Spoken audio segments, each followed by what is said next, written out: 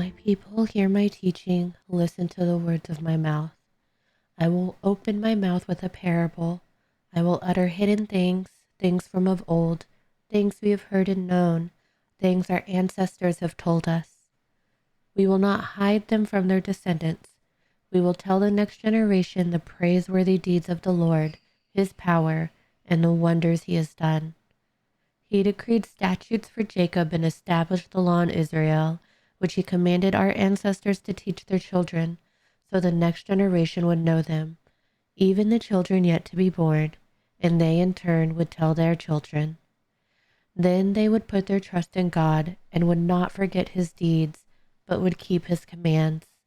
They would not be like their ancestors, a stubborn and rebellious generation whose hearts were not loyal to God, whose spirits were not faithful to him.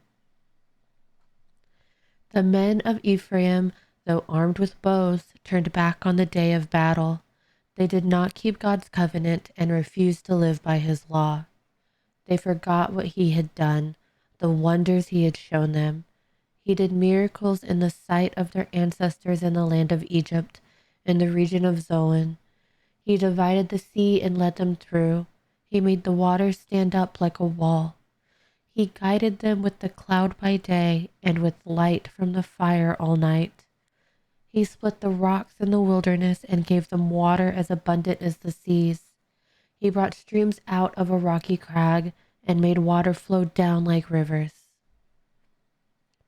But they continued to sin against him, rebelling in the wilderness against the Most High. They willfully put God to the test by demanding the food they craved. They spoke against God. They said, "Can God really spread a table in the wilderness?" True, he struck the rock and water gushed out. Streams flowed abundantly. But can he also give us bread? Can he supply meat for his people? When the Lord heard them, he was furious. His fire broke out against Jacob, and his wrath rose against Israel, for they did not believe in God or trust in his deliverance. Yet he gave a command to the skies above and opened the doors of the heavens. He rained down manna for the people to eat. He gave them the grain of heaven.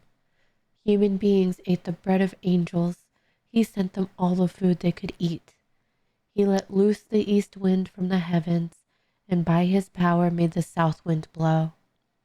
He rained meat down on them like dust, birds like sand on the seashore. He made them come down inside their camp, all around their tents. They ate till they were gorged. He had given them what they craved. But before they turned from what they craved, even while the food was still in their mouths, God's anger rose against them. He put to death the sturdiest among them, cutting down the young men of Israel. In spite of all this, they kept on sinning. In spite of his wonders, they did not believe. So he ended their days in futility and their years in terror. Whenever God slew them, they would seek him. They eagerly turned to him again. They remembered that God was their rock, that God Most High was their Redeemer. But then they would flatter him with their mouths, lying to him with their tongues. Their hearts were not loyal to him. They were not faithful to his covenant. Yet he was merciful. He forgave their iniquities and did not destroy them. Time after time he restrained his anger and did not stir up his full wrath. He remembered that they were but flesh, a passing breeze that does not return. How often they rebelled against him in the wilderness and grieved him in the wasteland. Again and again they put God to the test. They vexed the Holy One of Israel. They did not remember his power, the day he redeemed them from the oppressor, the day he displayed his signs in Egypt, his wonders in the region of Zoan. He turned the river into blood.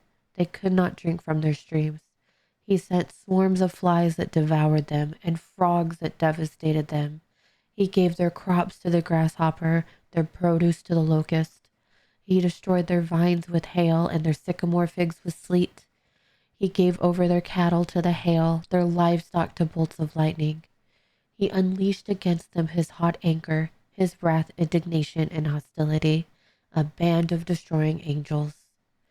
He prepared a path for his anger, but he did not spare them from death, but gave them over to the plague.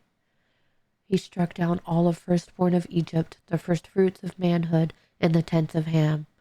But he brought his people out like a flock. He led them like sheep through the wilderness. He guided them safely so they were unafraid. But the sea engulfed their enemies, and so he brought them to the border of his holy land, to the hill country his right hand had taken. He drove out nations before them and allotted their lands to them as an inheritance. He settled the tribes of Israel in their homes.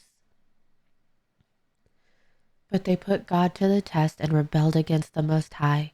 They did not keep his statutes. Like their ancestors, they were disloyal and faithless, as unreliable as a faulty bow. They angered him with their high places. They aroused his jealousy with their idols. When God heard them, he was furious. He rejected Israel completely. He abandoned the tabernacle of Shiloh, the tent he had set up among humans. He sent the ark of his might into captivity, his splendor into the hands of the enemy. He gave his people over to the sword. He was furious with his inheritance.